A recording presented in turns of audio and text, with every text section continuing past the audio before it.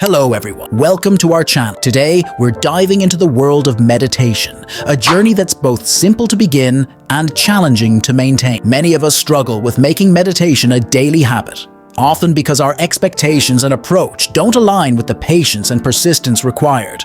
But don't worry, I'm here to share some invaluable meditation tips and mindsets that will transform your practice.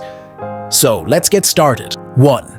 Embrace minimal expectations. First up, approach meditation with minimal expectations. It's natural to desire immediate peace, concentration, and calmness, but these states take time to cultivate. Think of your mind as a baby learning to walk. Progress is gradual, sometimes just 0.01% each session, but it's still progress. With patience and low expectations, you'll find joy in your practice and keep at it day after day. 2. Dedicate quality time. Next, ensure you're giving yourself the gift of time. Imagine you have all the time in the world when you sit down to meditate. This mindset helps you let go of other commitments and truly immerse in the moment. Setting a timer can free you from the clock, allowing you to focus solely on your breath or the awareness of your body and mind. This creates a peaceful environment for meditation. 3.